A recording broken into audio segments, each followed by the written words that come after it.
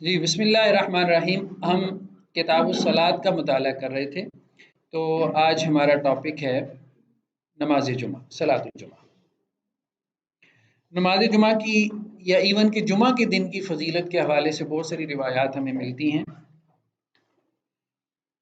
صحیح مسلم کی روایت ہے کہ اللہ کے رسول نے فرمایا بہترین دن جمعے کا دن، مطلب ہفتے کے دنوں میں سب سے بہترین دن جمعے کا دن ہے. اسی میں آدم علیہ السلام کو پیدا کیا گیا، یعنی جمعے والے دن ان کی پیدائش ہوئی. جمعے والے دن ہی وہ جنت میں داخل کیے گئے، جمعے والے دن ہی وہ جنت سے نکالے گئے، اور قیامت بھی جمعے والے دن قائم ہوگی. یہ بھی مسلم کی روایت میں. ایک اور حدیث میں ہے اللہ کے رسول نے فرمایا سید الایام یوم الجمعہ. سید الایام مطلب جو سردار ہے، ٹھیک ہے، دنوں کا جو سردار ہے وہ جمعہ کا دن ہے. ایک اور روایت میں یہ ہے کہ اللہ کے رسول صلی اللہ علیہ وسلم نے فرمایا، یعنی ایک بات تو یہ ہے نا کہ آدم علیہ السلام کی پیدائش اس دن میں ہوئی، اس میں یہ بھی ہے کہ اللہ تعالیٰ نے زمین پہ بھی آدم علیہ السلام کو جمعے والے دن اتارا. دعا، جمعے کے دن جو ہے وہ دعا کی بڑی اہمیت اور بڑی فضیلت بہت ساری روایات میں آئی ہے. جیسا کہ ایک روایت میں ہے اللہ کے رسول صلی اللہ علیہ وسلم نے فرمایا جمعے والے دن ایک گھڑی ایسی ہے کہ جب بندہ اس گھڑی میں دعا کرتا ہے تو اللہ عز و جل سے کوئی بھی خیر طلب کرے اللہ تعالیٰ اسے وہ خیر دے دیتے ہیں، شر نہیں، خیر. اور یہ بھی ہے کہ وہ گھڑی عصر کے بعد ہے. یہ روایت کے الفاظ ہیں کہ وہ گھڑی عصر کے بعد ہے. ایک اور روایت میں ہے حضرت جابر سے کہ جمعہ کے دن جو ہے وہ 12 گھڑیاں ہیں، اور ان 12 میں سے ایک گھڑی ایسی ہے کہ جن میں بندہ جو بھی دعا کرتا ہے اللہ تعالیٰ اس کی اس دعا کو قبول کرتا ہے، اور تم اس گھڑی کو عصر کے بعد تلاش کرو. یہ سنن نسائی کی روایت ہے. ایک اور روایت کے اندر ہے کہ صحابہ یہ کہتے ہیں، یعنی صحابہ کرام کا یہ معمول تھا کہ جب وہ جمعہ کی اس گھڑی کا تذکرہ آتا تھا تو وہ آپس میں یہ گفتگو کرتے تھے کہ یہ جمعہ کے دن آخر دن میں کوئی گھڑی ہے. اگرچہ اس میں اختلاف ہوا ہے، کچھ لوگوں نے یہ بھی کہا کہ جمعہ کے وقت یہ گھڑی ہے جس میں دعا قبول ہوتی ہے. ٹھیک ہے، اور بھی کچھ روایات ہیں، لیکن بہرحال ان میں مطلب کنٹرڈکشن ہے. جیسے مسلم کی ایک روایت ہے، اس کے الفاظ یہ ہیں کہ جب امام جو ہے ممبر پہ بیٹھ جائے اس وقت سے لے کے نماز پورا ہونے تک. یہ مسلم کی روایت میں الفاظ ہیں. یہ گھڑی ہے، لیکن اس کو محدثین نے کہا کہ اس میں اضطراب ہے. اضطراب سمجھتے ہیں نا، مطلب کنٹرڈکشن ہے. مضطرب حدیث ہم نے پڑھی تھی. تو دعا کا اہتمام، ٹھیک ہے. تیسرا درود شریف کا اہتمام جمعے والے دن، مطلب جمعے والے دن کے آداب میں ایک دعا کا اہتمام اور درود شریف کا اہتمام، کیونکہ رسول اللہ صلی اللہ علیہ وسلم نے فرمایا کہ جمعے والے دن ہی نفخہ ہوگا اور اسی دن صاعقہ ہوگا. اور 2 دفعہ سور پھونکا جائے گا نا، ایک دفعہ جب سب لوگ بے ہوش ہو کے گر جائیں وہ بھی جمعے والے دن ہوگا، اور جب سب لوگ قبروں سے اٹھیں گے وہ بھی جمعے والے دن. تو فاکثروا علیہ من الصلاۃ فی، تو میرے اوپر کثرت سے درود پڑھا کرو کیونکہ تمہارا درود میرے اوپر پہنچایا جاتا ہے. یعنی فرشتوں کی ڈیوٹیاں لگی ہوئی ہیں، جو بھی درود شریف پڑھتا ہے وہ رسول اللہ صلی اللہ علیہ وسلم پہ پہنچایا جاتا ہے. صحابہ نے عرض کی اللہ کے رسول آپ پہ کیسے درود پہنچایا جاتا ہے؟ آپ تو جب اگر قبر میں چلے جائیں گے تو آپ تو مٹی میں مل کے مٹی ہو جائیں گے. تو آپ صلی اللہ علیہ وسلم نے کیا فرمایا کہ انبیاء کے اجسام کو اللہ تعالیٰ نے حرام قرار دیا. زمین کے اوپر اللہ تعالیٰ نے زمین کی مٹی پہ اجسام کو حرام قرار دے دیا. سورہ کہف، حدیث کے اندر ہے کہ جس نے سورہ کہف پڑھی جمعے والے دن تو ایک جمعہ سے دوسرا جمعہ اس کے لیے وہ نور بن جائے گی، روشنی بن جائے گی.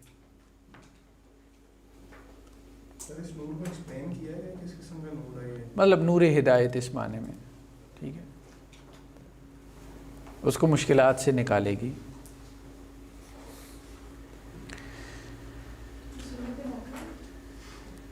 ہاں رسول اللہ علیہ وسلم کا معمول میں تھا. طہارت کا خاص اہتمام، بلکہ ایک روایت کے الفاظ ہیں اللہ کے وسلم نے فرمایا کہ جمعے والے دن ہر انسان کے اوپر یا ہر مسلمان کے اوپر جو غسل ہے وہ کیا ہے، ضروری ہے، لازم ہے.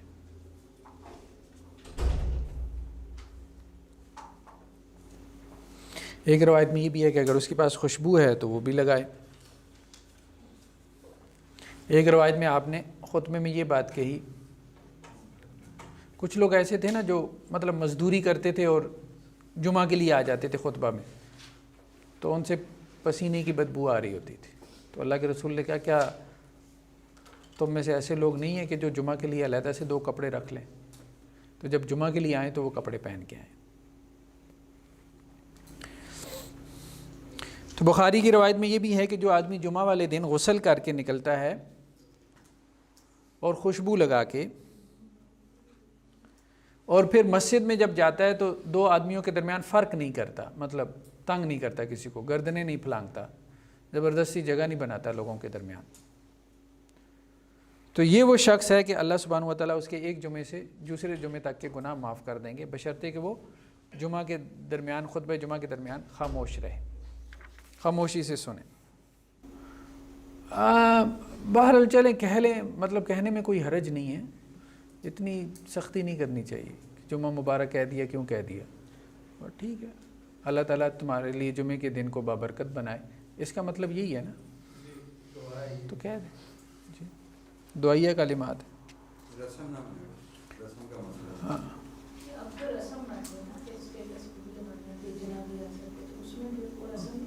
مطلب یہ ہے کہ کوئی کہہ دے کسی کو تو اس میں کوئی حرج نہیں ہے، بس ہاں اتنی سی بات ہے، وہ بات ہم نے پہلے کی ہے کہ اس طرح سے جب چیزیں سمپل ہوں تو اس میں کوئی حرج نہیں۔ آگے لوگ کہتے ہیں آپ بہت زیادہ سخت ہو چکے ہیں ہر معاملے میں، وہ اتنی زیادہ سختی جو ہے نا وہ دین میں جمود پیدا کرتی ہے، آپ کے دین کو متحرک نہیں رہنے دیتی،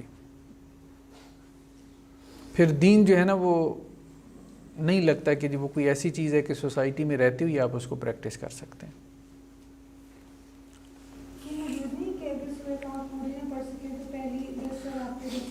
ہاں اس طرح سے بھی کر لیں۔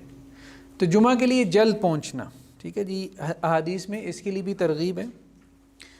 ایک حدیث میں ہے کہ جس نے جمعہ کے لیے اچھی طرح سے غسل کیا اور پہلی گھڑی میں آ گیا تو اس کو اونٹ کی قربانی کا ثواب ملے گا، جو دوسری گھڑی میں آیا پھر گائے کی قربانی ہے، تیسری گھڑی والے کے لیے جو ہے وہ بکری کی قربانی ہے، چوتھی والے کے لیے جو چوتھی گھڑی میں آتا ہے اس کے لیے جو ہے وہ مرغی کی قربانی ہے، 5ویں پہ انڈے کی قربانی کا بھی ذکر ہے۔ اچھا اسی سے ابن حزم نے ایک نقطہ نکال لیا، وہ کہتے ہیں انڈے کی قربانی بھی جائز ہے۔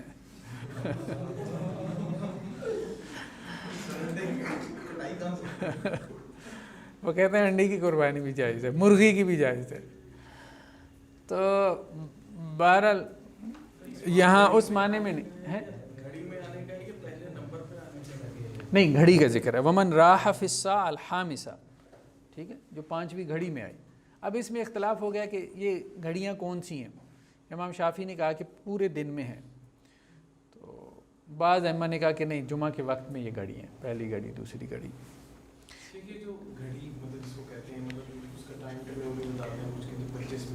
دیکھیں ہم اس طرح سے کچھ نہیں کہہ سکتے، اب جو جدید جو عربی زبان ہے نا اس میں عصا کا لفظ گھنٹے کے لیے بولا جاتا ہے، ٹھیک ہے، تو عصا الاولیٰ، ٹھیک ہے، عصا ثانیہ، لیکن جو پرانی عربی ہے تو اس کے اندر سا گھڑی کے معنی میں بعض اہل علم نے کہا ہے کہ 20 سے 25 منٹ کی ہوتی تھی، واللہ اعلم، اللہ بہتر جانتا ہے۔ تو یہ اس زمانے کے عرف کے اعتبار سے ہے جی، امام شافعی نے ذکر کیا، ہاں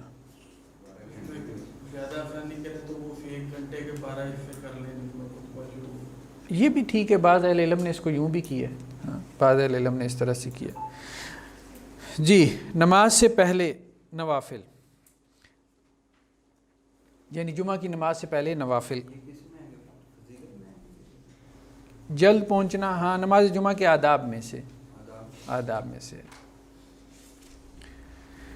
حضرت عبداللہ بن عمر سے روایت ہے کہ وہ جمعہ سے پہلے لمبی نماز پڑھتے تھے، ٹھیک ہے، اور جمعہ کے بعد 2 رکعتیں پڑھتے تھے، اور یہ کہتے تھے کہ اللہ کے رسول کا یہ معمول تھا، یہ سنن ابی داؤد کی روایت ہے۔ تو جمعہ سے پہلے کوئی خاص تعداد مقرر نہیں ہے، کم از کم 2 رکعتیں، کیونکہ اللہ کے رسول صلی اللہ علیہ وسلم ایک مرتبہ خطبہ دے رہے تھے اور ایک شخص داخل ہوا تو اللہ کے رسول نے کہا نماز پڑھی، اس نے کہا نہیں، تو آپ صلی اللہ علیہ وسلم فرمایا فصلی رکعتیں، 2 رکعتیں پڑھ لو، یہ سنن کی روایت ہے، کم از کم 2 رکعتیں ہیں۔ امام کھڑا بھی ہو خطبے کے لیے تو اس وقت بھی پڑھ لیں. لیکن جو امام کے خطبے یا ممبر پہ کھڑا ہونے سے پہلے اگر پہنچ گیا تو وہ جتنی مرضی پڑھ لے، 2 پڑھ لے، 4 پڑھ لے، 6 پڑھ لے، لمبا کر لے، مختصر پڑھ لے، اس کی کوئی تعداد نہیں. بعض صحابہ سے ملتا ہے وہ بس آ جاتے تھے اور پڑھتے رہتے تھے، نماز میں جو ہے وہ مصروف ہو جاتے تھے.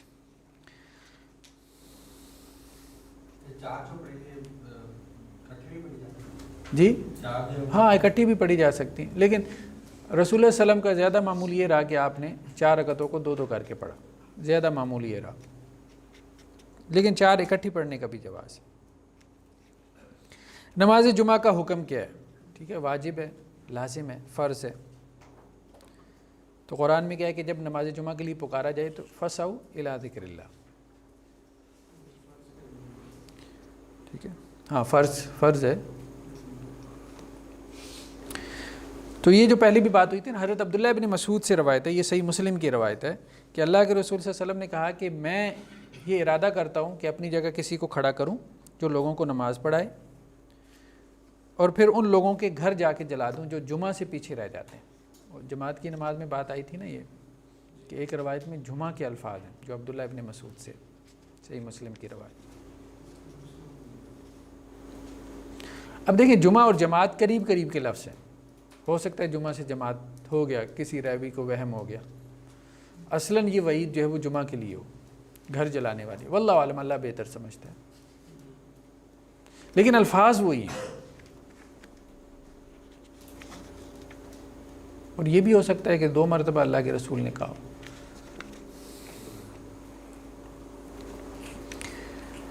ایک اور روایت میں ہے کہ اللہ کے وسلم فرمایا جو جمعہ کی نماز کو چھوڑ دیتے ہیں انہیں باز آ جانا چاہیے، نہیں تو اللہ تعالیٰ ان کے دلوں پہ مہر لگا دے گا.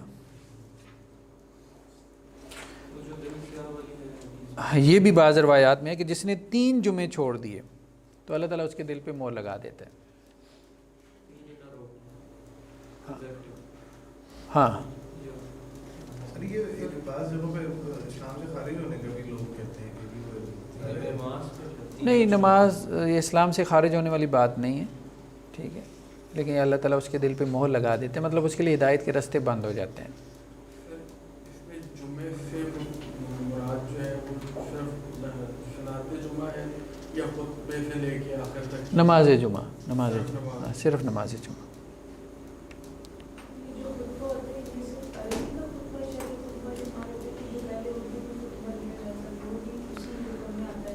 نہیں، اصل میں دیکھیں وہ تو فرق ہے نا، وہ تو خطبہ ہے، وہ جو اردو میں دیتے ہیں وہ اس کو تقریر کہتے ہیں. مطلب احناف کے یہاں تھوڑا سا ڈیفرنٹ ہے نا. تو احناف نے اصل میں یہ کہا کہ جی خطبہ جو ہے نا وہ عربی میں ہونا چاہیے. اچھا، دوسری طرف جو ہے یہ فتویٰ دے دیا کہ جی نماز فارسی میں پڑھی جا سکتی ہے. یہ سختی ہے. دیکھیں یہ بات ٹھیک نہیں ہے کہ خطبہ جو ہے وہ آپ عربی میں ہی دیں اور نماز جو ہے وہ مجبوری ہو تو فارسی میں بھی پڑھ سکتے ہیں. جبکہ جمہور نے یہ بات کہی کہ دیکھیں بات یہ نماز عربی میں ہے کیونکہ وہ عبادت ہے. خطبے کا مقصد جو ہے، خطبہ عبادت نہیں ہے. خطبے کا مقصد کیا ہے؟ ہاں، مطلب پیغام پہنچانا، دعوت، تبلیغ، واعظ، نصیحت. تو وہ قوم کی زبان میں ہونا چاہیے. ہاں، اس لیے اہل حدیث جو ہیں وہ کیا کرتے ہیں، شروع میں وہ عربی کا چھوٹا سا مسنون خطبہ پڑھ کے پھر اس کے بعد اردو میں ہی خطبہ دیتے ہیں، تو وہی ان کے نزدیک خطبہ ہوتا ہے. تو احناف نے اس کا حل کیا نکالا کہ خطبہ تو عربی میں دیا، اب آگے بیٹھے سارے اردو والے ہیں، پشتو والے پنجابی ہیں، تو انہوں نے کہا کہ اضافی طور پہ ہم کیا کرتے ہیں، تقریر کرتے ہیں. پھر اس کو وہ تقریر کہتے ہیں. اچھا، وہ اس تقریر کے لیے جو ان میں زیادہ محتاط ہیں وہ ممبر پہ نہیں بیٹھتے. وہ کہتے ہیں یہ 3 خطبے ہو جائیں گے، یہ بدعت ہو جائے گی. وہ پھر ممبر پہ نہیں بیٹھتے، وہ آپ نے سامنے دیکھا ہوگا کرسی جو ہے وہ ڈال کے میز سامنے رکھ کے بیٹھتے ہیں. جیسے ڈاکٹر صاحب کا بھی یہ، ڈاکٹر اسرار احمد رحمہ اللہ، ان کا بھی یہ اسی طرح سے تھا کہ وہ تو یہ اس طرح سے، یعنی انہیں ان میں سے اکثر کو یہ احساس ہے کہ یہ 3 خطبے نہیں بنانے. لیکن بعض لوگ جو ہے وہ غفلت میں وہ تقریر بھی ممبر پہ بیٹھ کے کر دیتے ہیں، وہ اس طرح سے 3 خطبے بن جاتے ہیں. وہ ٹھیک نہیں ہے.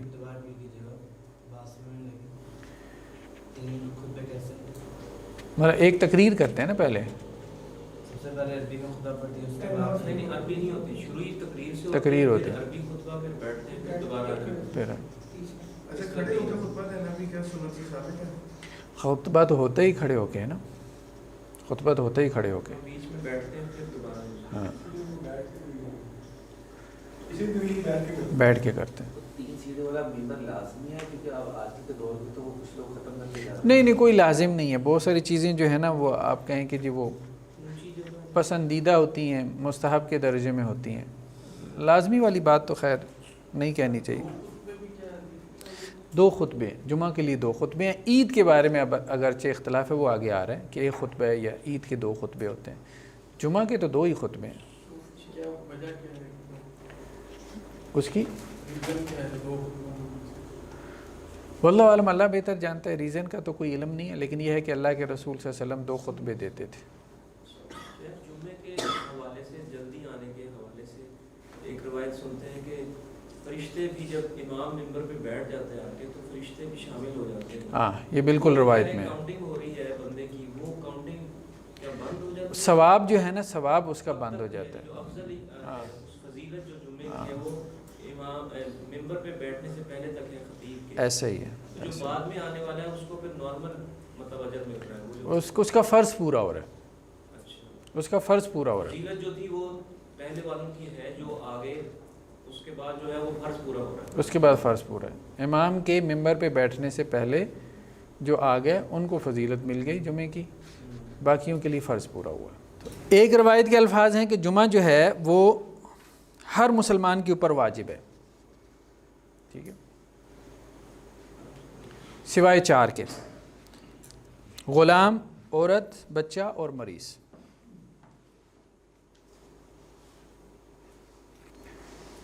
ایک دوسری روایت میں خوف کا بھی تذکرہ ہے کہ اگر خوف ہو تو جمعہ کی نماز چھوڑ سکتے ہیں.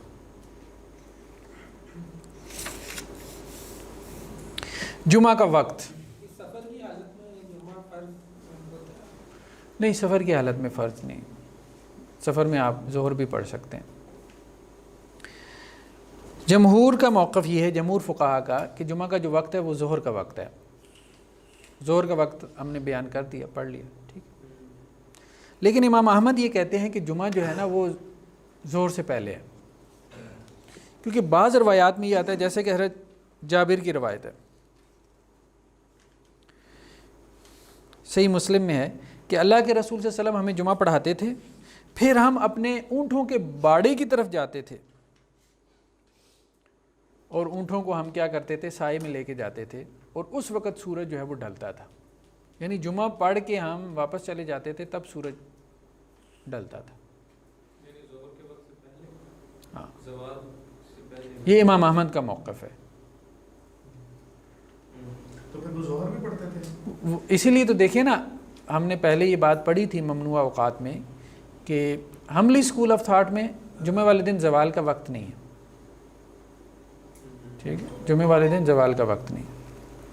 ایک اور روایت میں ہے کہ راوی کہتے ہیں کہ میں نے حضرت ابو بکر کے ساتھ جمعہ کی نماز پڑھی تو ان کا خطبہ اور جمعہ کی نماز جو ہے وہ نصف النہار سے پہلے ہوتا تھا، زوال سے پہلے.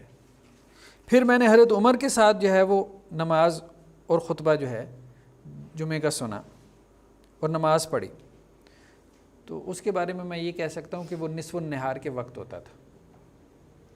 پھر میں نے حضرت عثمان رضی اللہ عنہ کے ساتھ جو ہے وہ جمعہ کی نماز پڑھی، مطلب تینوں خلفائے راشدین کا دور پایا، تو ان کا جو جمعہ ہوتا تھا وہ نصف النہار کے بعد ہوتا تھا.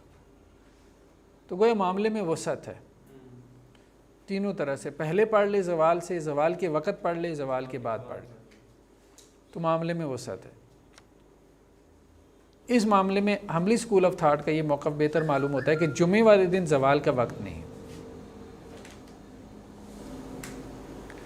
اور یہ دن مطلب جس طرح سے مختص کیا گیا مسلمانوں کی عبادت کے لیے، ٹھیک ہے، تو اس اعتبار سے اس دن کی گھڑی میں جو ہے وہ کسی وقت وہ عبادت کر سکتے ہیں دن میں.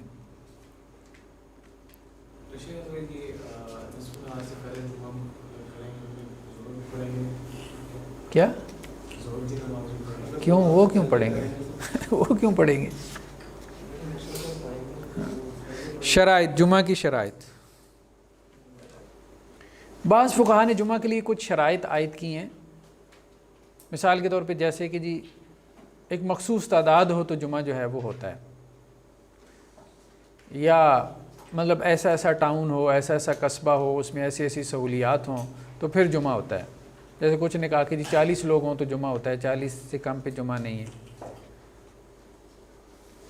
یا کچھ لوگوں نے کہا کہ جی دارالحرب میں جمعہ نہیں ہوتا. ٹھیک ہے، یعنی کسی نان مسلم اسٹیٹ میں اگر آپ ہیں تو وہاں جمعہ نہیں ہے. تو یہ ثابت نہیں ہے، ان میں سے کوئی چیز ثابت نہیں.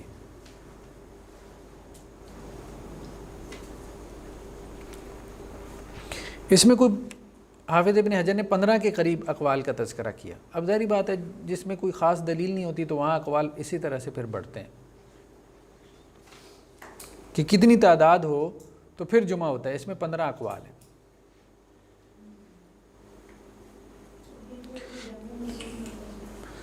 تو حدیث کے الفاظ کیا ہیں کہ اگر 2 یا زیادہ لوگ ہیں تو وہ جماعت کروائیں. ایک عمومی حدیث ہے نا، 2 یا زیادہ لوگ ہیں تو وہ جماعت کروائیں. تو بس اسی طرح سے جمعہ بھی ہے، 2 یا زیادہ لوگ ہیں تو وہ جمعہ کی نماز پڑھیں.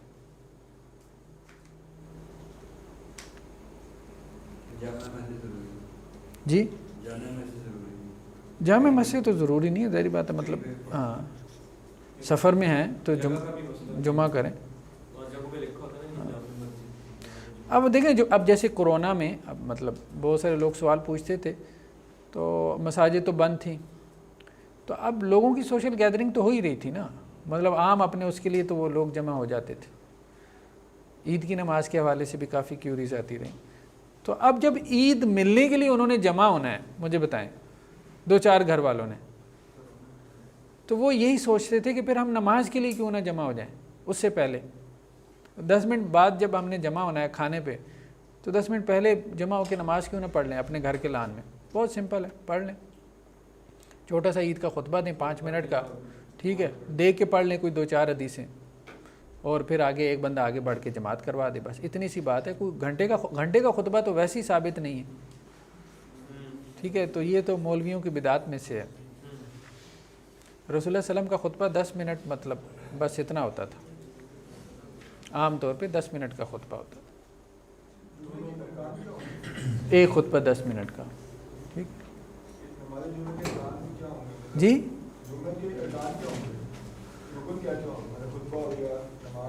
ہاں آگے آ رہے ہیں، ہم آگے آ رہے ہیں.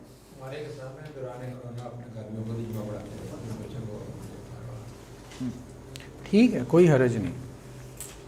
اگر کوئی جامع مسجد نہیں ہے تو گھر پہ جمعہ کروا لیں. ہاں کرونا کی وجہ سے ٹھیک ہے کرواتے ہیں. ہاں کوئی حرج نہیں، اچھی بات. تو بخاری کی روایت میں ہے، حضرت عبداللہ ابن عباس رضی اللہ عنہ کہتے ہیں کہ مسجد نبوی کے بعد پہلا جمعہ جو تھا وہ بحرین کے ایک قصبے میں شروع ہوا تھا. قصبے میں، ٹاؤن میں. بخاری کی روایت. تو قصبے میں جمعہ ہو جاتا ہے، دارالحرم میں بھی ہو جاتا ہے. اب ملینز میں مطلب مسلمان ہیں برطانیہ کے اندر، جمعہ نہ پڑھیں کیا کریں. ہمارے ہاں مطلب یہ فتویٰ یہاں پہ جب انگریز قابض تھا، اب ظاہری بات ہے مسلمان اتنی بڑی تعداد میں تھے، اس میں سے بنگلہ دیش نکلا ہے، پاکستان نکلا ہے، اس میں سے اور کیا کچھ نہیں نکلا ہے. اتنی بڑی تعداد میں جی دارالحرب ہے، چونکہ انگریز قابض ہے تو اب جمعہ نہیں ہے. اب اس میں مسئلہ یہ پیدا ہوا کہ جی اتنی بڑی اب جمعہ، تو انہوں نے کہا آپ ایسا کریں جمعہ بھی پڑھ لیں، احتیاطی زور بھی پڑھ لیں. اس وقت سے احتیاطی زور جو ہے وہ لوگ پڑھتے چلے آ رہے ہیں. یہ جو جمعہ سے پہلے 4 سنتیں پڑھتے ہیں، ٹھیک ہے، یہ اس احتیاطی ظہر کی سنتیں ہیں. اور جمعہ کے بعد جو 4 سنتیں پڑھتے ہیں یہ اس احتیاطی ظہر کے 4 فرض ہیں. اب دیکھیں نا پوری وہ ظہر کی نماز ہے جمعے کے آگے پیچھے. تو وہ احتیاطی ظہر آج تک چلی آ رہی ہے، لوگوں کو پتہ ہی نہیں. کوئی بنیاد نہیں ہے دارالحرب میں. مطلب کہ آپ یہ زیادہ سے زیادہ یہ کہہ سکتے ہیں بھائی آپ کے اوپر فرض نہیں ہے. اگر حکمران آپ کو روکتا ہے یا اسٹیٹ آپ میں رکاوٹ ڈالتی ہے تو ظاہری بات ہے اللہ تعالیٰ تو یہ نہیں کہتے آپ جان پہ کھیل کے جو ہے وہ جمعہ پڑھیں گے. نہیں، جمعہ تو مدینہ میں آ کے شروع ہوا نا. مکی دور میں تو ویسے بھی اس طرح سے نماز نہیں تھی نا، 5 نمازیں. 5 نمازیں بھی جا کے جو ہے وہ معراج کی رات، اور وہ بھی مکی دور کا مطلب تقریباً اواخر ہے آپ کہہ لیں. اور پھر اس کے بعد جمعہ مسجد جا کے باقاعدہ تعمیر ہوئی، مسجد نبوی جو ہے وہ مدینہ کے اندر. خطبہ جمعہ. تو جمعہ میں اصل چیز کیا ہے؟ جو اصل چیز ہے جمعہ کے اندر، جیسے بات آئی ارکان، اس میں 2 رکعتیں ہی ہیں، خطبہ اس کے ارکان میں سے نہیں ہے۔ جمہور اہل علم یہ کہتے ہیں کہ خطبہ واجب ہے، مطلب اگر اس کو نہیں سنے گا تو گناہ گار ہوگا، لیکن جمعہ ہو جائے گا اس کا، ٹھیک ہے۔ لیکن بعض فقہا یہ کہتے ہیں کہ یہ مستحب ہے۔ دیکھیں نا، ایک چیز ہے کہ وہ عبادت میں فرض ہے اور ایک چیز ہے کہ ویسی فرض ہے۔ یعنی کہ فرض ہے لیکن رکن نہیں ہے، جمعے کا رکن نہیں ہے۔ یہی ہم کہہ رہے ہیں، ہاں، رکن اور چیز ہے، کسی چیز کا فرض ہونا اور چیز ہے۔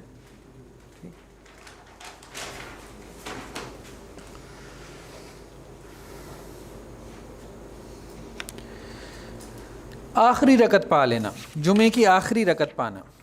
حضرت عبداللہ ابن عمر سے روایت ہے کہ جس نے جمعہ کی 1 رکعت پا لی تو وہ دوسری رکعت مکمل کر لے، اس کا جمعہ ہو گیا۔ اب اس میں اختلاف ہو گیا کہ اگر کوئی تشہد میں ملا ہے تو اس کا جمعہ ہوا کہ نہیں ہوا۔ تو اس میں جمہور اہل علم یہ کہتے ہیں، جمہور فقہا جیسے شافعی، مالکی، حنبلی، یہ تینوں اسکول آف تھاٹ یہ کہتے ہیں کہ جس نے تشہد پا لیا اس کا بھی جمعہ ہو گیا۔ امام ابو حنیفہ یہ کہتے ہیں کہ اگر تشہد میں ملا ہے تو پھر وہ 2 رکعتیں بعد میں پڑھے گا، ظہر کی نماز پڑھے گا، ہاں پوری کرے گا۔ اسے جمعہ نہیں نہ ملا، جب اسے جمعہ نہیں ملا تو اب وہ کیا کرے؟ ظہر کی نماز پڑھے، یعنی امام کے ساتھ، اس کے بعد اٹھ کے جو ہے وہ ہاں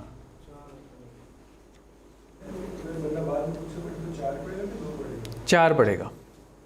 دیکھیں نا، اگر تو وہ جمعہ کی نماز ہو چکی ہے، ٹھیک ہے، بعد میں پہنچا ہے تو اب تو اس نے جمعہ کی نماز نہیں نہ پائی، اب وہ ظہر کی نماز پڑھے گا۔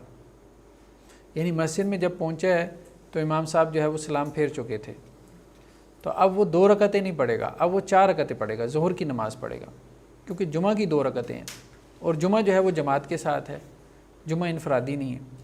جمعہ سے ماقبل سنن جو ہیں، ہم نے کہا کہ کوئی تعداد مقرر نہیں ہے، اور جمعہ کے ماں بعد تو مسلم کی روایت میں ہے کہ جس نے جمعہ کے بعد نماز پڑھنی ہو تو 4 رکعتیں پڑھے، یہ صحیح مسلم کی روایت میں ہے۔ اور حضرت عبداللہ بن عمر سے روایت ہے کہ اللہ کے رسول جمعہ والے دن گھر میں 2 رکعتیں پڑھتے تھے، تو اگر مسجد میں پڑھے تو 4 رکعتیں، گھر میں پڑھے تو 2 رکعتیں۔ اس طرح سے بعض اہل علم نے اس کو تطبیق دی جمعہ کے بعد، یعنی جمعہ کے بعد کم از کم 2 رکعتیں ہیں، زیادہ 4 رکعتیں ہیں، 2 بھی ٹھیک ہیں۔ جس دن جمعہ اور عید کی نماز جمع ہو جائے تو اس دن جمعہ چھوڑا جا سکتا ہے۔ تو حضرت زید بن ارقم سے روایت ہے، یہ سنن کی روایت ہے، کہ اللہ کے نبی صلی اللہ علیہ وسلم نے عید کی نماز پڑھائی اور پھر جمعہ میں رخصت دے دی کہ جو پڑھنا چاہے پڑھ لے۔ اللہ کے وسلم نے پڑھایا۔ ایک اور روایت میں الفاظ ہیں حضرت ابو ہریرہ سے کہ اللہ کے وسلم نے کہا کہ آج کے دن میں تمہارے لیے 2 عیدیں جمع ہو گئی ہیں، ٹھیک ہے، ایک جمعہ اور ایک عید، تو جو چاہے وہ جمعہ نہ پڑھے، لیکن ہم جمعہ پڑھائیں گے، ہم پڑھائیں گے، لیکن اگر کوئی نہیں پڑھنا چاہتا تو وہ نہ پڑھے۔ اس میں اختلاف ہے، بعض کہتے ہیں پڑھیں گے، بعض کہتے ہیں نہیں پڑھیں گے۔ اب اس رخصت سے کیا مراد ہے؟ کیا اسے نماز ہی رخصت دے دی گئی ہے؟ یعنی عید کی نماز کو جمعہ کی نماز کے قائم مقام مان لیا گیا ہے، یا یہ کہا گیا ہے کہ وہ جمعہ نہ پڑھے اور ظہر پڑھ لے؟ تو اس میں اختلاف ہے۔ بعض فقہا کہتے ہیں کہ نہیں وہ ظہر پڑھے گا، بعض فقہا کہتے ہیں کہ نہیں اسے رخصت ہے، ظہر بھی نہیں پڑھے گا۔ کیونکہ ایک روایت میں یہ ہے، جیسے حضرت عبداللہ بن زبیر سے، یہ سنن ابی داؤد کی روایت ہے کہ انہوں نے یہ بات کہی۔ عبداللہ بن زبیر تقریباً 8 سال سے تک رہے نا حجاز کے اندر، انہوں نے اپنی خلافت قائم کیے رکھی، تو انہوں نے کہا 2 عیدیں ہمارے لیے جمع ہو گئی ہیں ایک دن میں، تو انہوں نے 2 رکعتیں پڑھائیں جلدی، یعنی صبح، اور اس کے بعد عصر تک کوئی نماز نہیں پڑھائی۔ سمجھ رہے ہیں بات؟ تو یہ اختلافی مسئلہ ہے، جو پڑھنا چاہتا ہے پڑھ لے، جو نہیں پڑھنا چاہتا نہ پڑھے۔ نیکسٹ کیا ہے جی؟ عید کی نماز۔ عید کی نماز کیا ہے؟ جمہور کے نزدیک سنت ہے، یعنی مالکی، شافعی، حنبلی اسکول آف تھاٹ میں، جبکہ احناف کے نزدیک واجب ہے۔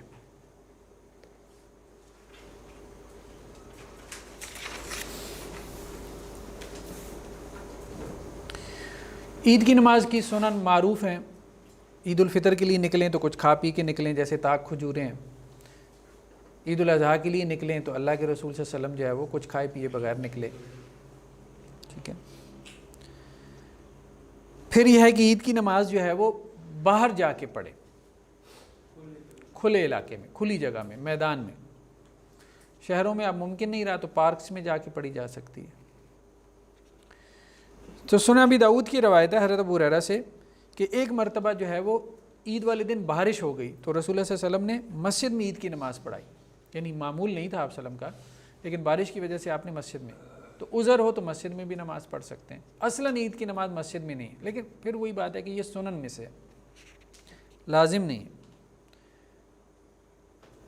پھر عورتوں کا جو ہے وہ عید کی نماز کے لیے نکلنا، اہتمام کرنا، اس کی بہت تاکید آئی ہے کہ جنہوں نے نماز نہ بھی پڑھنی ہو وہ بھی نکلیں۔ پھر یہ ہے کہ مخالف رستے سے واپس آنا، یہ بھی صحیح بخاری کی روایت ہے کہ اللہ کے رسول عید والے دن مخالف رستے سے واپس آتے تھے۔ دیکھیے کچھ چیزوں کو جو ہے وہ کچھ قوموں کے ساتھ جو ہے نا وہ اس کو کیا گیا، ان کی نسبت سے حکم دیا گیا، اور کچھ چیزیں ایسی ہیں جن کا حکم مطلقاً دیا گیا، جیسے تکبیرات کا حکم قرآن میں آ گیا، ٹھیک ہے، سورہ بقرہ کے اندر ہے نا کہ اللہ کی بڑائی بیان کرو جیسے اللہ نے تمہیں، وہ روزے کے احکامات میں ہے۔ وقت، عید کی نماز کا وقت کیا ہے؟ ایک روایت کے الفاظ ہیں کہ اللہ کے نبی صلی اللہ علیہ وسلم نے عید الفطر کی نماز پڑھائی جبکہ سورج 2 نیزے تھا، اور عید الاضحیٰ کی نماز پڑھائی جبکہ سورج 1 نیزہ تھا۔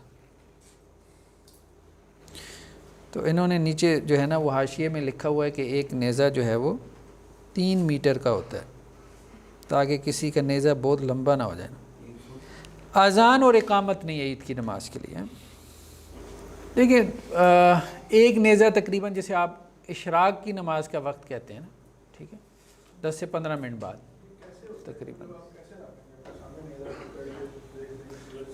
اب ظاہری بات ہے کہ یہ سارا جو ہے نا وہ ایک، ہاں بس ایسا ہی ایسا ہی ایسا ہی ایک اندازہ ہی ہے نا، بس اس سے زیادہ تو آپ کچھ نہیں کہہ سکتے۔ انہوں نے لکھا ہوا ہے نا حواشی میں کہ نیزہ جو ہے نا، اب ظاہری بات ہے اس وقت کے زمانے کے اعتبار سے اب نیزہ جو ہے وہ کتنا لمبا چوڑا ہوتا تھا، تو لوگوں نے اپنی تحقیقات کی ہوتی ہیں۔ سا جو ہے اس وقت وہ مطلب کتنا ہوتا تھا، مد کتنا ہوتا تھا، تو پیمانوں کی لوگوں نے تحقیقات کی ہوئی ہیں۔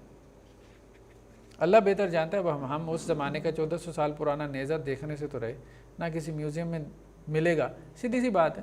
اب تحقیقات ہیں نا، ان کے اوپر اعتماد کرنا پڑے گا نا۔ یہ ایسی ہے جیسے اس وقت میں غلام کی قیمت کتنی تھی، تو بہت سارے شرعی پیمانے ایسے ہیں کہ جن کے بارے میں ہمیں پھر اعتماد کرنا پڑتا ہے ان لوگوں کے اوپر جنہوں نے کوئی تحقیق کی ہے۔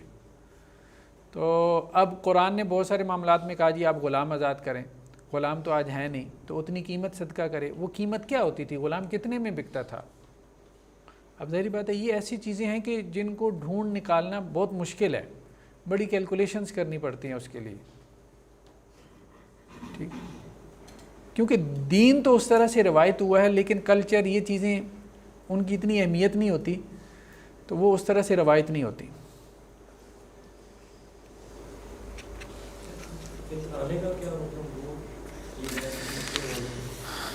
ہاں وہ زکوٰۃ میں آئے گا، اس کا تعلق زکوٰۃ سے ہے، ہاں وہ زکوٰۃ میں آئے گا۔ تکبیرات، اذان اور اقامت نہیں ہے، ٹھیک ہے، یہ روایات میں آ گیا کہ عید کی نماز کے لیے جو ہے وہ حضرت عبداللہ بن عباس سے اور جابر بن عبداللہ سے دونوں یہ کہتے ہیں کہ عید کی نماز کے لیے چاہے وہ عید الفطر یا عید الاضحیٰ ہو، اذان نہیں کی جاتی تھی۔ یعنی آپ وسلم کے زمانے میں وہ بھی نہیں تھی.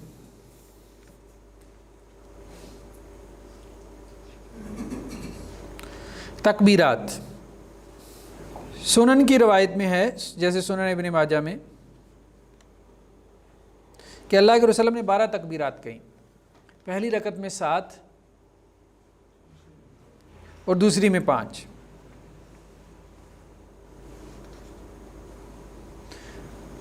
اور ایک روایت میں یہ بھی ہے کہ آپ صلی اللہ علیہ وسلم نے عید کی نماز سے پہلے اور بعد میں کوئی نماز نہیں پڑھی، یعنی عید سے پہلے نفل نماز نہیں ہے. جیسے اگر کسی کا اشراق پڑھنے کا معمول ہے نا تو وہ عید سے پہلے نہ پڑھے، اور بعد میں بھی نہیں، جیسے اوابین کی نماز یا چاشت.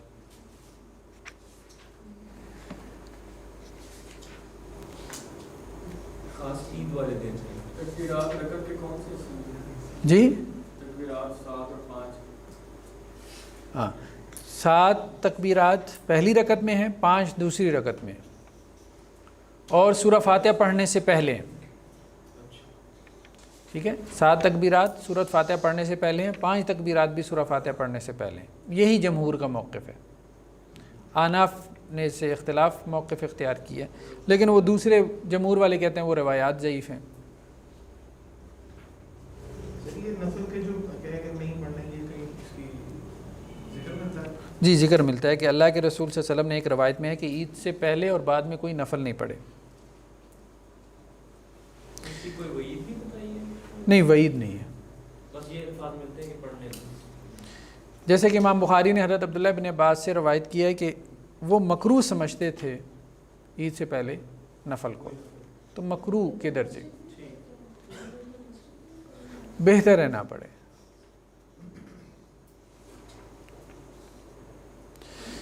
کیونکہ یہ ایک اور روایت میں حضرت عبداللہ بن عمر سے کہ وہ عید کی نماز کے لیے نکلے تو انہوں نے اس سے پہلے اور بعد میں نماز نہیں پڑھی، اور کہا کہ اللہ کے رسول نے ایسے کیا، تو بہتر ہے نہ پڑھے عید والے دن.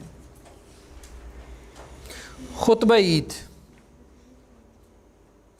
عید کی خطبہ جو ہے یہ بھی مسنون ہے. وہ نماز کے بعد. ہاں نماز کے بعد ہے. عید کا خطبہ جو ہے وہ نماز کے بعد ہے. احناف کے یہاں بھی نماز کے بعد ہی ہوتا ہے، لیکن انہوں نے پہلے تقریر رکھ لی ہے، وہ بات ہے، کیونکہ وہ یہ کہتے ہیں خطبہ عربی میں ہوگا، تو وہ خطبہ وہ نماز کے بعد ہی دیتے ہیں.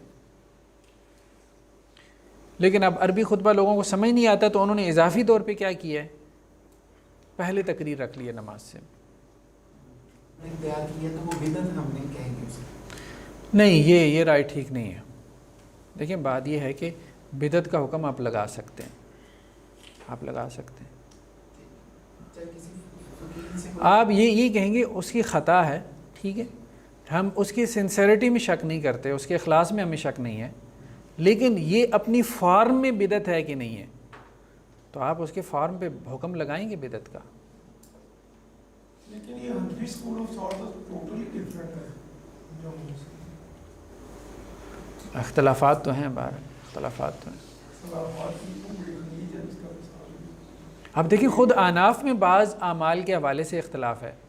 احناف کے بعض اہل علم یہ کہتے ہیں نماز کے بعد اجتماعی دعا بدعت ہے، ٹھیک ہے.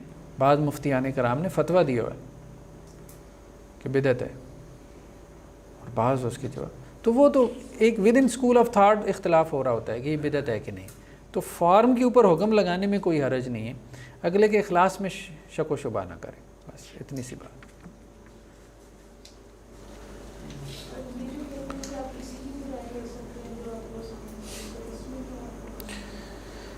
ہاں اس پہ تو ہم نے تفصیل سے بحث کی ہے نا، اس پہ ہم نے تفصیل سے بحث کی ہے. اجتہاد کے باب میں بھی ہم نے کی تھی، اصول فقہ میں بھی، اور اس سے پہلے بھی گزر چکی ہے.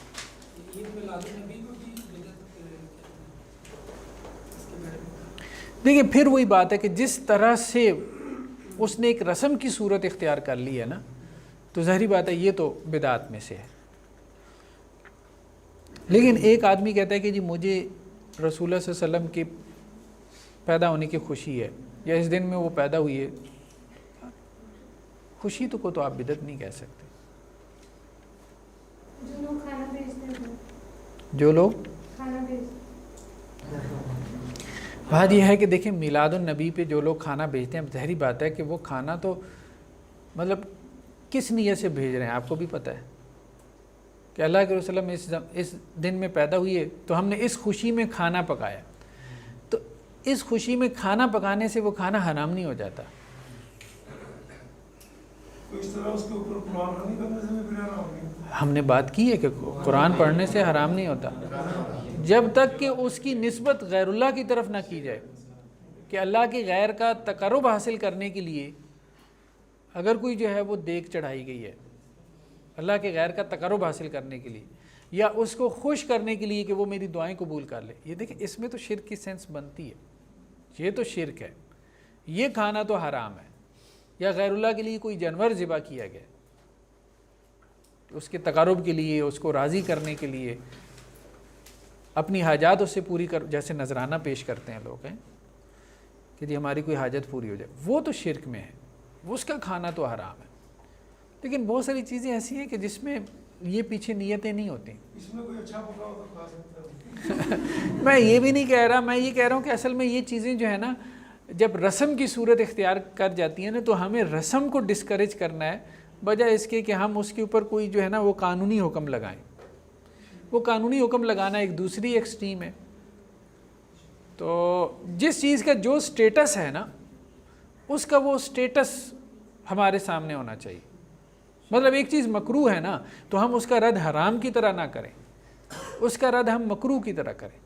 دیکھیں بات یہ ہے اگر آپ کے گھر میں مثال کے طور پہ آپ کا پڑوسی جو ہے نا وہ عید میلاد کے دن کھانا بیچتا ہے یا لے کے آتا ہے، ایک تو یہ ہے کہ جی آپ اس کو رد کر دیں، یہ بدعت ہے، یہ ہے، وہ ہے، ٹھیک ہے، تو اس سے رسم ختم نہیں ہوگی. آپ اسے کہیں بھائی بات یہ ہے کہ یہ غریبوں کا حق ہے، آپ کو صدقہ کرنا ہے، ٹھیک ہے، کہ اللہ کے رسول صلی اللہ علیہ وسلم کو اس کا اجر پہنچے. آپ غرباء کو کھانا کھلائیں. رسول اللہ صلی اللہ علیہ وسلم نے غرباء کو کھانا کھلانے کی ترغیب دی ہے، قرآن نے ترغیب دی ہے، ٹھیک ہے.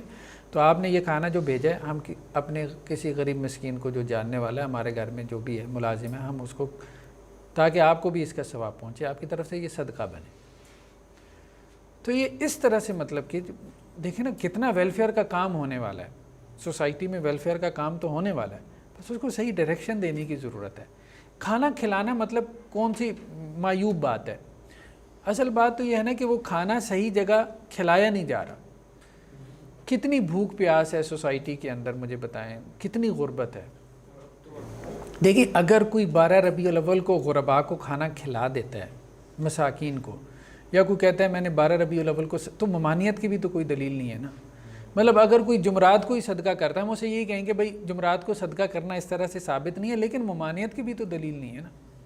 تو اس لیے ہمیں دوسری طرف بھی اتنی انتہا پہ نہیں جانا چاہیے کہ اس دن میں کیوں کر رہا ہے. آپ اسے صرف یہ کہیں بھائی یہ سنت سے ثابت نہیں ہے، لیکن چلیں بہرحال ایک پہلو یہ ہے کہ صدقہ ہو رہا ہے. تو ہاں اگر تو وہ منسوب کر دی گئی ہے جیسے نیاز حسین، ٹھیک ہے، اب ظاہر بات ہے یہ تو منسوب کر دی گئی ہے نا، تو اب اس میں بھی دو پہلو ہوتے ہیں. کچھ لوگ کہتے ہیں کہ جی ہم نے اس لیے اس کو نیاز حسین کہا ہے کہ ثواب ان کو پہنچے، دی ہم نے اللہ کے لیے. اچھا اگر انہوں نے اللہ کے لیے دیے تو شرک وہ پھر بھی نہیں ہے، پھر وہ شرک نہیں ہے. اصل بات یہ دیکھیں، بات یہ ہے کہ صرف یا کہنے سے شرک نہیں ہوتا. اس طرح تو کل یا ایھا الکافرون ہم کہتے ہیں، ایسے نہیں. اصل چیز یہی ہے کہ وہ کس سینس سے کہہ رہے ہیں.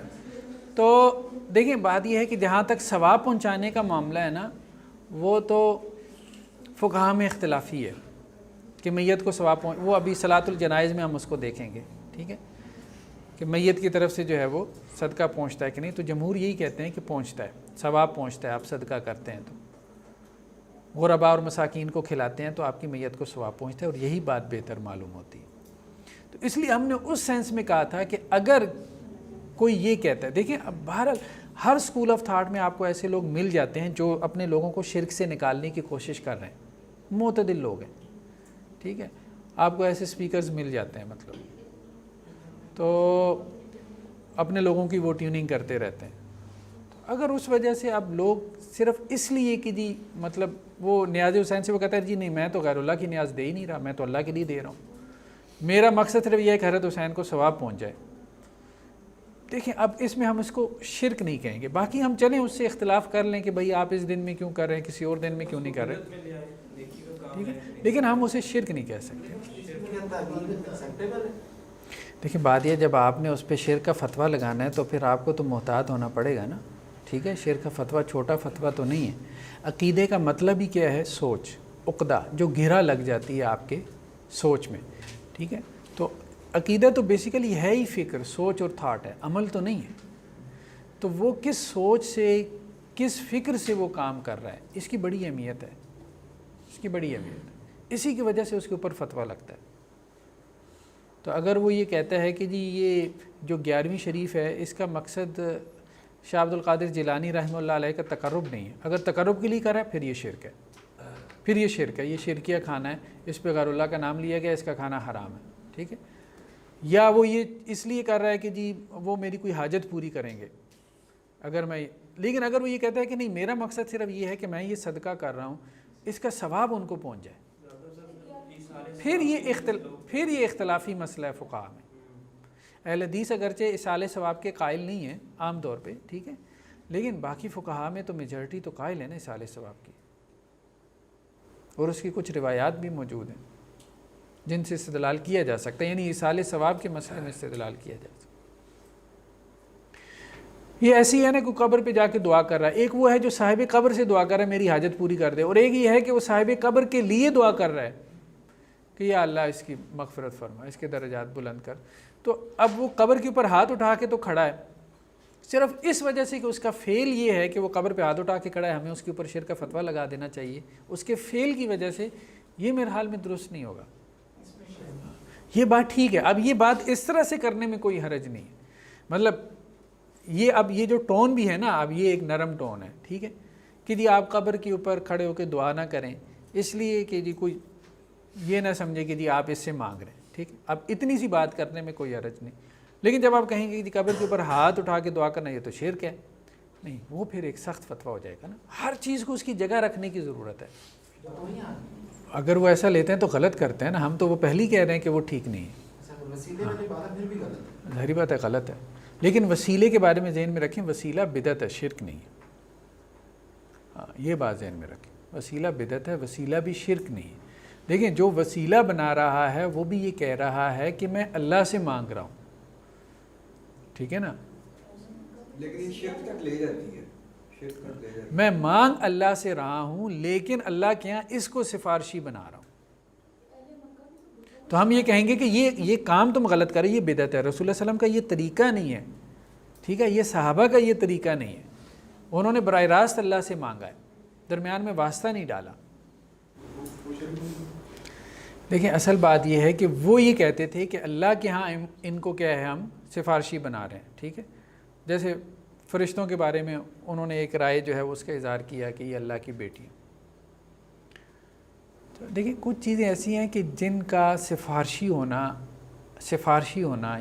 یا یہ کہ وہ سفارش کر سکتے ہیں من جملہ دین سے ثابت ہے، جیسے رسول اللہ صلی اللہ علیہ وسلم کا شفاعت کرنا، ٹھیک ہے، تو قیامت کے دن اگر کوئی اس غلط فہمی میں، ٹھیک ہے، وہاں سے اس کو کوئی غلط فہمی لگ گئی یا اس نے کوئی تعویل کر لی،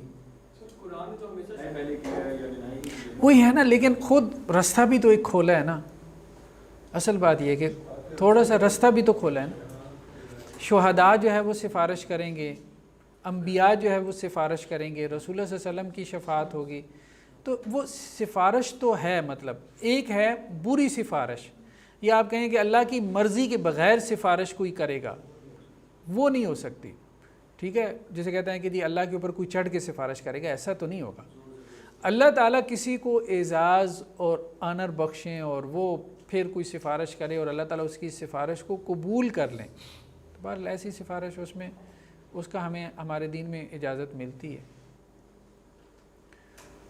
تو کہنے کا مقصد یہ ہے کہ وسیلہ جو ہے نا، وسیلے کے بارے میں سٹینڈرڈ موقف یہی ہے کہ اگر کوئی وسیلہ بناتا ہے، یعنی وسیلے سے مراد یہ نہیں ہے کہ وہ اس سے مانگ رہا ہے صاحب قبر سے، یہ بات ذہن میں رکھنی ہے، وہ صاحب قبر سے نہیں مانگ رہا، وہ اللہ سے مانگ رہا ہے، وہ کہہ رہا ہے کہ یا اللہ اس بندے کا جو آپ کے ہاں مقام اور مرتبہ ہے میں آپ کو واسطہ دیتا ہوں اس مقام اور مرتبے کا کہ آپ میری دعا قبول کر لیں۔ ہم یہ کہیں گے یہ طریقہ اس کا غلط ہے، یہ طریقہ رسول اللہ صلی اللہ علیہ وسلم سے ثابت نہیں ہے، لیکن مانگا اس نے اللہ سے ہی ہے۔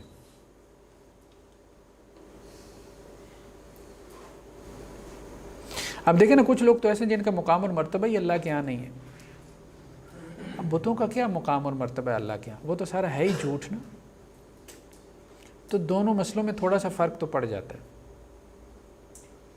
سر یہ ایسے سمجھیں گے کہہ رہے ہیں کہ یہ بدعت ہے، یہ شرک ہے، پہلے یہ تو ڈیسائیڈ ہو جائے کہ بدعت خود کیا ہے، وہ جائز ہے، وہ کی جا سکتی ہے۔ نہیں کس نے کہا کی جا سکتی ہے؟ اگر وہ نہیں کی جا سکتی تو پھر نہیں کرنا چاہیے نا۔ اصل بات ہم یہی کہہ رہے ہیں، ہم یہ نہیں کہہ رہے کہ یہ کرنا چاہیے وسیلہ، تو ہم تو یہی کہہ رہے ہیں کہ وسیلے کے ذریعے سے دعا کرنا الاؤڈ نہیں ہے، جائز نہیں ہے۔ تو بدعتی ہونا کوئی فخر کی بات تو نہیں ہے نا، لیکن یہ ہے کہ بدعتی ہونا مشرک ہونا نہیں ہے، ہم صرف اتنی بات کر رہے ہیں۔ ہاں مطلب ایک بندہ مشرک ہے، مشرک کا مطلب یہ ہے کہ یہ دار اسلام سے خارج ہے، ٹھیک ہے۔ ایک بندہ بدعتی ہے، بدعتی ہونے کا مطلب یہ ہے کہ یہ گمراہ ہے۔ تو بس اتنی سی بات ہے۔ کوئی شیعہ عقیقے میں بلاتا ہے، دیکھیں چلے جانا چاہیے، کوئی رسول اللہ صلی اللہ علیہ وسلم یہود کی دعوت قبول کر لیتے تھے، نہیں وہ غلط ہے، وہ ٹھیک ہے، وہ غلط ہے، ٹھیک۔ دیکھیں نا اگر تو اس نے ایک ہے قرآن پڑھنا کھانے پہ اور ایک ہے شرکی الفاظ پڑھنا، اسے جائز لیتے ہیں تو ہاں اس کھانے کو نہ کھائیں، جس کے اوپر شرکی الفاظ پڑھے گئے اس کو نہ کھائیں، اس کو کیوں کھائیں؟ دیکھیں یہ تو پریکٹس سے معلوم ہوگا نا، ٹھیک ہے۔ جو لوگ جو ہے وہ اپنے اسکول آف تھاٹ کو اس طرح سے پریکٹس کرتے ہیں، ایکسٹریمسٹ ہیں، تو آپ نہ کریں ان کے ساتھ کوئی ایسا معاملہ کھانے پینے کا۔ اور کچھ ایسے ہیں جو ذرا ماڈرن ٹائپ ہو جاتے ہیں ہر اسکول آف تھاٹ میں، انہیں خود بھی نہیں پتہ ان کا مسئلہ کیا، بس انہیں اتنا پتہ ہوتا ہے ہمارے اماں ابا یہ تھے، ٹھیک ہے، کوئی خاص ان کا عقیدہ نہیں ہوتا اس کے پیچھے۔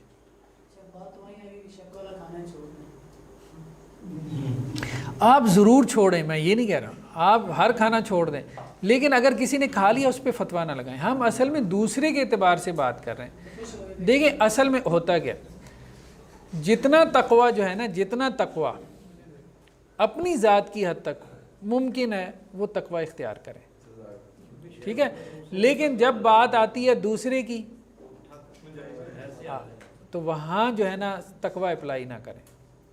تو ہمارے اصل میں ہوتا یہ ہے کہ یہ ساری ایکسرسائز ہو رہی ہوتی ہے دوسروں کے حوالے۔ آپ نے کلاس کے سٹارٹ میں کلاس کے دنوں میں باتیں کچھ کہی تھی کہ آپ سب طالب علم ہیں اور آپ لوگ فتویٰ نہ دیں تو بہتر ہے۔ تو اپنی حد تک اگر آپ مشتبہ کھانے سے بچتے ہیں بہت اچھی بات ہے، ٹھیک ہے۔ وہ تو حدیثوں میں بھی آتا ہے کہ آپ شک سے بھی بچو، شبہ سے بھی بچو۔ لیکن جب آپ دوسروں کو کہیں کہ بھائی آپ شک اور شبہ سے بچو، بھائی دیکھیں بات یہ آپ کی جو آئیڈیل پرسنالٹی ہے نا وہ آپ کو خود بننا ہے، دوسرے کو نہ بنائیں۔ اس پہ اپنی آئیڈیل پرسنالٹی مجھے اس کے اندر نظر آئے، یہ برڈن اس کی گردن پہ مت ڈالیں، اور نہ اپنی اولاد کی، مطلب صحیح بات ہے، اور نہ ہی اپنی بیوی، ٹھیک ہے۔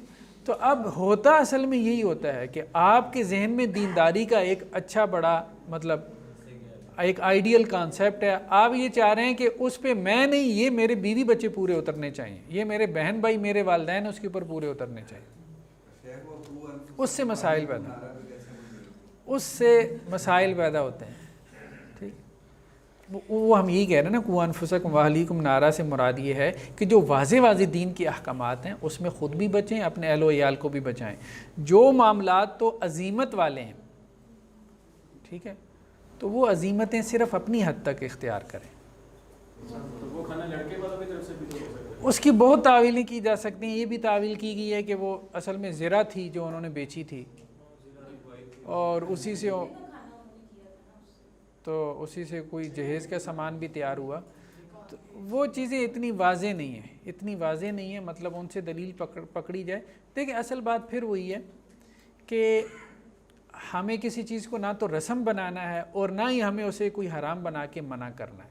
کہیں پہ کوئی جینون ریزن ہو سکتی ہے کہ کھانا کھلانا پڑ جائے، اور استطاعت بھی رکھتے ہیں لڑکی والے، تو اگر وہ کھلا دیتے ہیں تو نہیں۔ لیکن ایک چیز اگر رسم بن چکی ہے تو آپ اس رسم کو ضرور ڈسکریج کریں، ایکسیپشنل کیسز کو سائڈ پہ رکھتے ہوئے.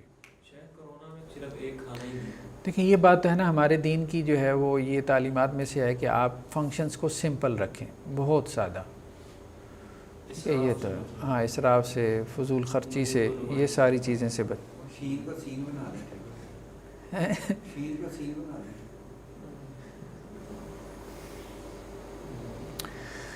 جی خطبہ جو ہے وہ نماز عید کا کیا ہے, مسنون ہے.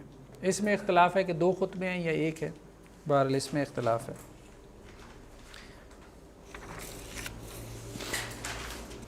نماز عید کی قضا اگر کسی کی رہ جائے تو وہ بعد میں 2 رکعت پڑھ سکتا ہے. ٹھیک ہے, مسجد میں آیا ہے اور نماز عید کی نکل چکی تھی تو اب 2 رکعتیں اکیلے پڑھ سکتا ہے. اسی طرح سے کیونکہ ہمیں روایات میں ملتے ہیں نا. ایک روایت ہے سنن نسائی کی روایت ہے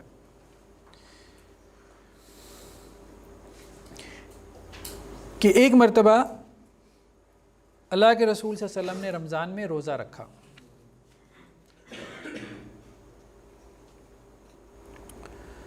تو ایک قافلہ آیا تو قافلے والوں نے کہا جی ہم نے چاند دیکھا ہے, یعنی رستے میں ہم نے چاند دیکھا ہے.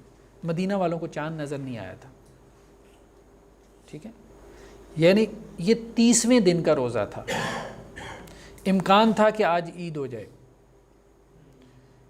تو 29 کو چاند نظر نہیں آیا اہل مدینہ کو, لیکن ایک قافلہ آ رہا تھا مدینہ کی طرف, ان کو رستے میں چاند نظر آ گیا تھا. وہ اگلے دن پہنچے ہیں 30 کو مدینہ میں. تو انہوں نے کہا آپ لوگوں نے روزہ رکھا ہوا ہے؟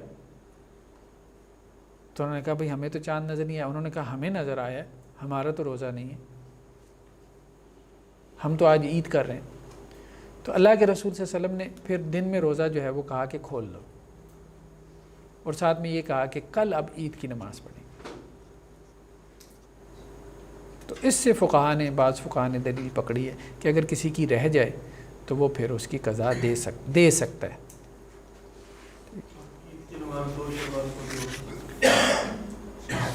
شوال کو بھی ہو سکتا ہے. یہ وہ مسجد میں آنے والے بھی ضروری ہے یا کوئی گھر میں بھی آپ ایسے ہوتا ہے تو وہ گھر میں بھی پڑھیں؟ نہیں, مسجد میں جو آتا ہے اور اس کی رہ جاتی ہے, یعنی جس نے کوشش کی ہے کہ اس کو عید کی نماز مل جائے لیکن اسے نہیں ملی تو وہ قضا کر لے.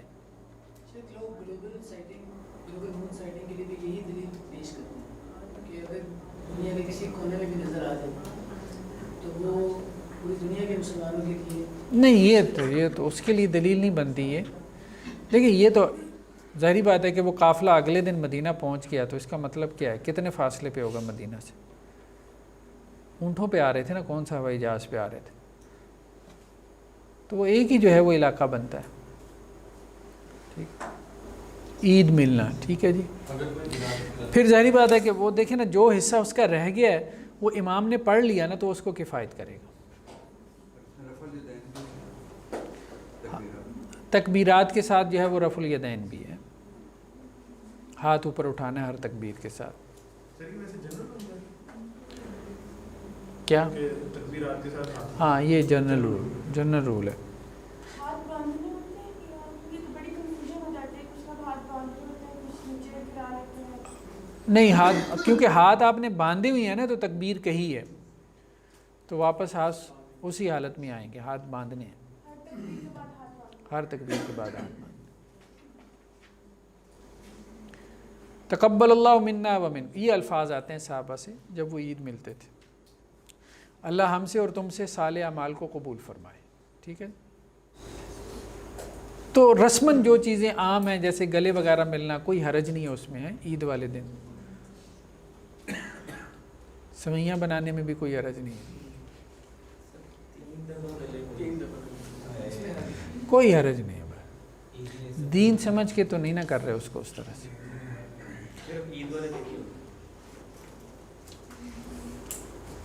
کوئی حرج یہ ہے رسم ہی. دیکھیں رسمیں پھر ان رسموں کی دین نے مخالفت کی ہے جو آپ کے دین کے اگینسٹ جا رہی ہیں, اس کے پرنسپل, اس کے قواعد کے خلاف. چلیں, سبحانک اللہم و بحمدک نشہد ان لا الہ الا انت نستغفرک و نتوب الیک.